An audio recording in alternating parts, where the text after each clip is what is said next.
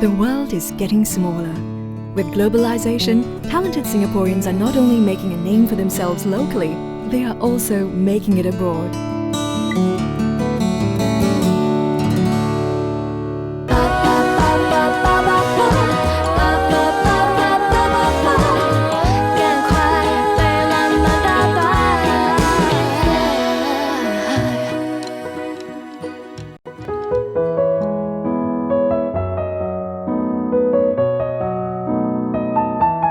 Dance is arguably one of the most beautiful forms of self-expression. Dancers spend a large part of their careers fighting for a chance to perform on a world stage. Though Singapore is still a young player in this arena, some Singaporean dancers have proven their abilities and established successful careers abroad. Han Ki Juan is one of them.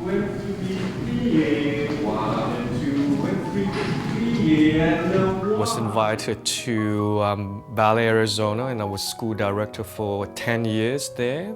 I learned a lot. Then I got burned out running the school.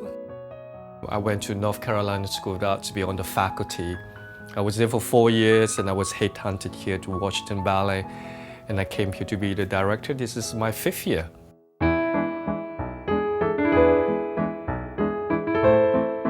Ki Juan's talent for classical ballet was uncovered by his teachers at the Singapore Ballet Academy at the tender age of 10, and later led to a scholarship at the Australian Ballet School in Melbourne.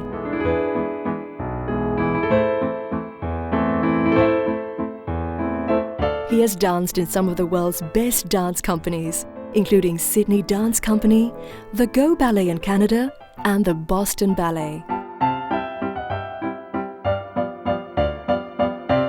Now, Ki Juan is at the peak of his career again, producing some of the world's best dancers.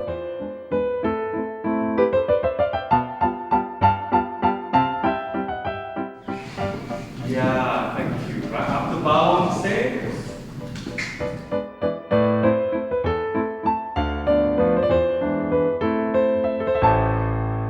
While we are in America's capital, we're also really an international school. And having influences from all around the world is really important to us. And I think Ki Juan sets a very high standard in the studio. As the artistic director of the Washington Ballet Company, I like to hire from Ki students. And so I have, among our artists who are performing principal roles, many dancers who trained under Ki, and every year I hire a few dancers from the school. But some of them are also going into other professional ballet companies all around the world. The Washington Ballet is a company of 20 world-class dancers, a powerhouse among national ballet companies. It is extremely competitive for aspiring dancers to get into the company. However, under Ki Juan's guidance, 7 students made the mark, an impressive track record for the school in recent years. I'm so much more an old-fashioned traditionalist because I still believe the value of a dance classes which teaches the etiquette, responsibility, and respect. So those are still very important to me because I think a lot of the kids are missing that these days.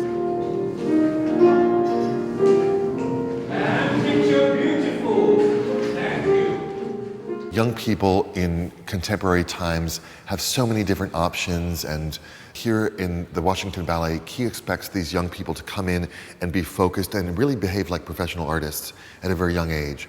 It means that those who are destined for professional life have a higher chance of getting there. Interestingly, Ki Juan's belief in the importance of discipline and moral values dates back to his national service days. Very much so, because I think my training and national service helped a lot. Yeah, because I just believe anywhere you go, whether you're working or whether you're in a classroom or whether you're in a dance company or just in an office, it's all about teamwork. And in the army, it taught me a lot because, when you're in the army, if one person make a mistake, the whole platoon suffer. Hands on the hip, you're going to march around. When the music stops, you have to stop.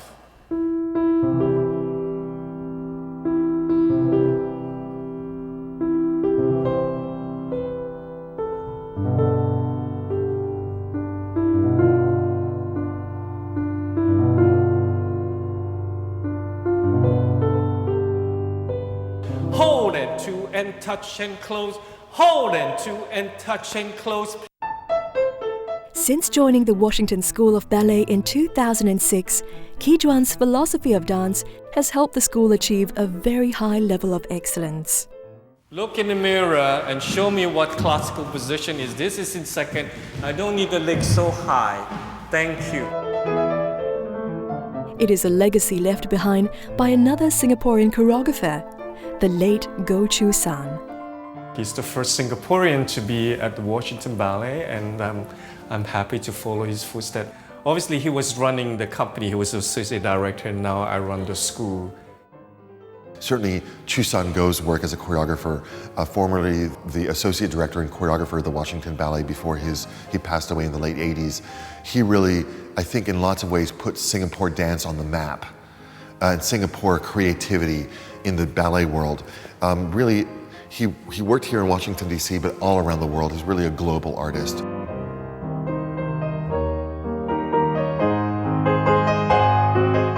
Being an Asian in a predominantly Western society, though challenging, was a motivating factor to Ki-Juan. Like all race, if you're a minority, you want to be better than anybody to survive. And I think that has always been my way. Ki-Juan's culmination of talent, belief and confidence led him to thrive in the fiercely competitive environment of dance. Singapore is still isolated in a way. You know, it's not close to other dance community. In America, every state has a company, and in that state there might be a few companies. So the challenge to become better is much greater. It is the pursuit of success that often makes a dancer endeavour to start anew in a foreign land. When we return, we find out how Kwik Swee Boon gave up a stable and successful dance career in Singapore to prove his worth in Europe.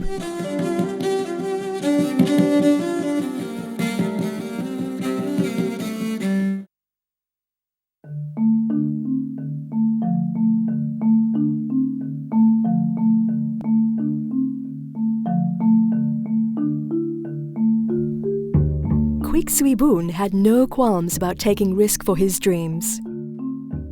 He was the principal dancer of the Singapore Dance Theatre for 11 years, but gave up everything for the opportunity to learn from the world's very best dance masters.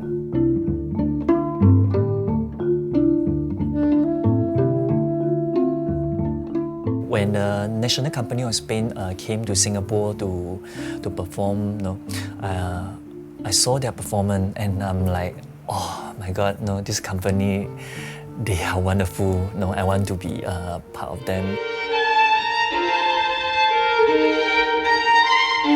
The National Dance Company of Spain is one of the top dance companies in Europe, led by the great Nacho Duato, their artistic director.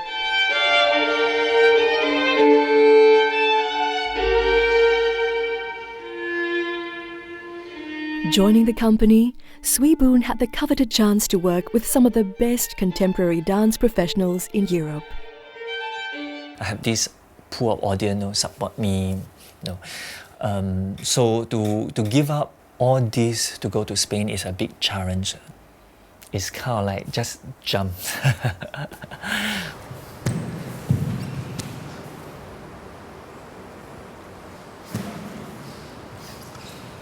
The way the company used the body it's really inspired me. The way they use the body in a very beautiful and yet very grounded and full of power, musically very precise. So that made me want to work with him.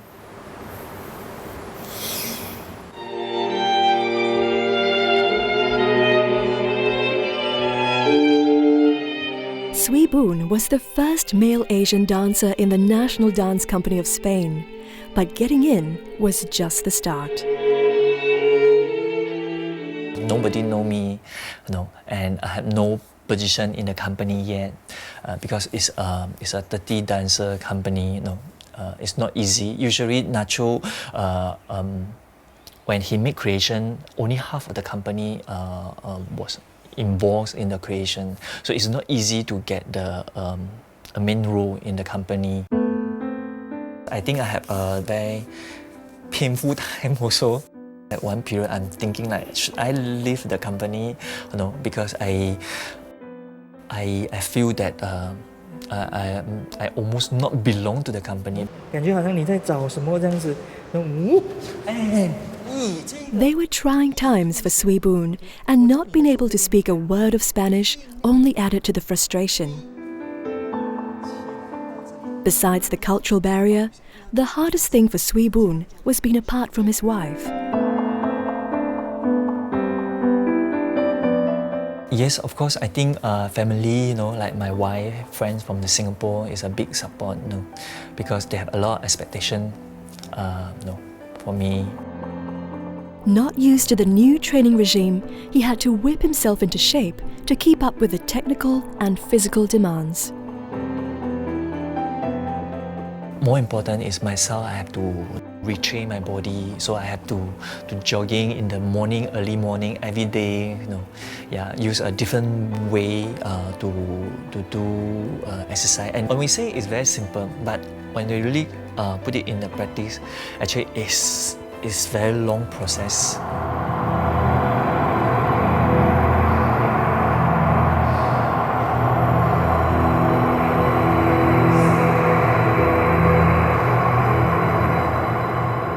After 1 year, I felt that I really find a position in the company.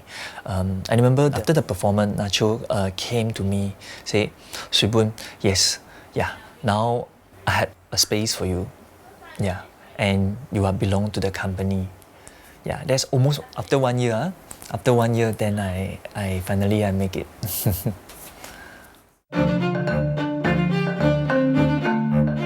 Having found his place as principal dancer in the company, he travelled all over the world to perform. However, after a 5-year stint in the company, Swee Boon made another life-changing decision: to leave the National Dance Company of Spain. When you work in a big company, you have to follow the direction. Sometimes you have a personal space, character. As someone who is always searching for his voice, Swee Boon chose to follow that calling. He returned to Singapore in 2007 and set up the Human Expression, THE, dance company in just 1 year. Since then, THE has become one of the most successful contemporary dance companies in Singapore, with a style that is unique and distinctly Asian.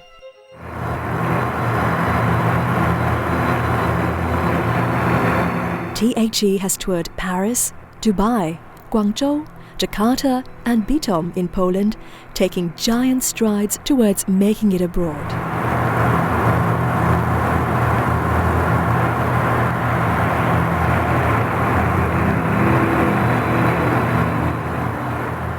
This is the studio. So finally, after 3 years, now we have our own studio. And now breathe and go. And next one. Yes. In Spain, we have beautiful dancer, amazing dancer, which is very elegant, powerful technique, and be able to hold the stage. But the difference is, I try to train my dancer to become an artist. I remember the first almost 1 year, we had no pay at all, but I request them to train full time. I tell them that you're already starting late, and you don't have the background like those people train from young. If we make it good, then people will believe on what we are doing. When they see the result, so then they will give us the support. He was a really precise teacher who gave you all the necessary knowledge but he had also a very quiet passion about dancing. You could see in the way that he was teaching that he has total dedication to his craft. Swee-Boon has trained and mentored many talented dancers, and Mitch Liao is one of them. Mitch was a local dancer from the Singapore Armed Forces Music and Drama Company. Now, he is an artiste based in West End, London.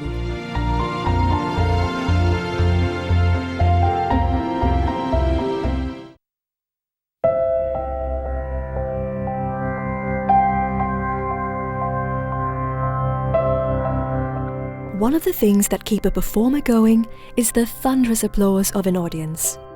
And this is what Mitch Liao looks forward to every day when he goes to work. I am a dancer, singer, performer on the West End stage in The Lion King the musical. I've been with the show for 6 years, and I still get a real buzz when I step on stage and I look at the audience, no matter whether they're young or old.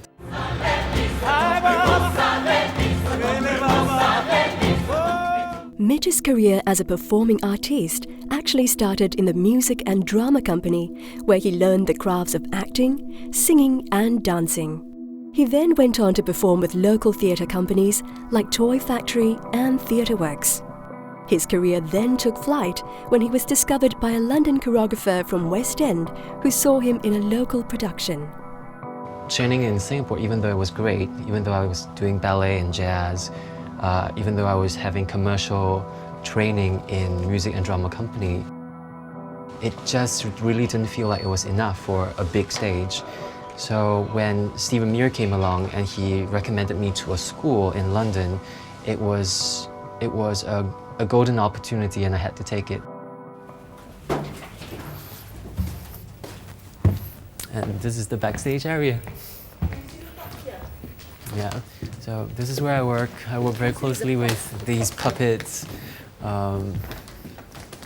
Yeah, it's usually in complete darkness, but now you can see like the designs and the puppets here.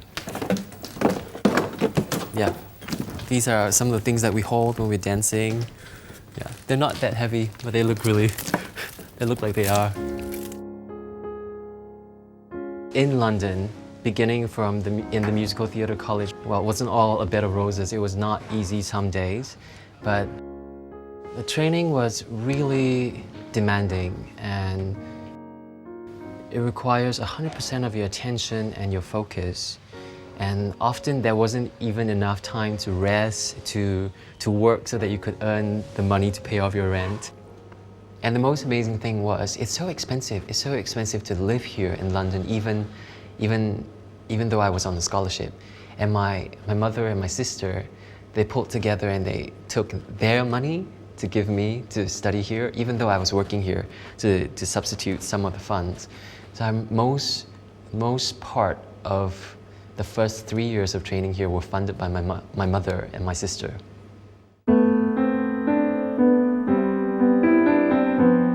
From a local performer to an artiste on a West End stage, Mitch has overcome many personal challenges. Before coming to London, Mitch was studying for a degree in architecture at the National University of Singapore, a career choice that made his parents very happy. Mitch, however, had his heart set on dance.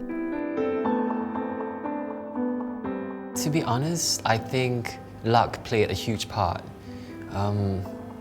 Because like they say, if you're in the right place at the right time, you get the job and then you get the opportunity. But I must confess that my personality being so stubborn helped a lot. I remember my father saying to me, you can't earn your bread and butter as a dancer. So when he said that, it just drove me to think, I'm going to prove it to you that I can do this as a dancer. I think it's important that the parents support their children that way because, you know, I know Singapore is more an academic society. They believe that you have to go to school, dance is just a curriculum. So just to change in a mindset, I think that's important.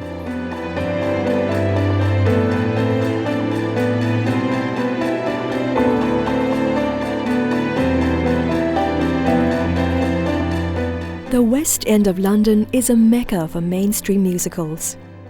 It is a place where many professional dancers come to be the next star. It is also a place where many dreams are crushed. Here in London, there are hundreds of people vying for one role or one position in a company. Hundreds of people going for one audition, one cast change audition. No matter how good you are, there actually have many people out there. They are good also. To want to make you really successful, to be there, that level, you have to work hard. The opportunities are there, but you have to fight for it. You have to put yourself out there. You have to go to these auditions. You have to be brave enough to stand in the face of rejection and say, I can do better next time. I will come back. I take pride in the fact that I perform a good show. And when people see that, I hope they appreciate the fact that a performer from Singapore can come so far onto the West End stage. I'm very lucky. Every year when I go back, I teach at the Singapore Ballet Academy. I teach at the Singapore Chinese Girls School.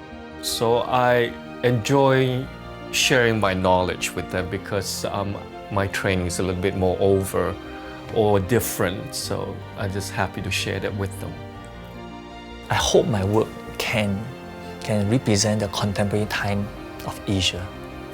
So of course I have to come back to Asia, because at the end, all the inspiration of the arts is come from the life.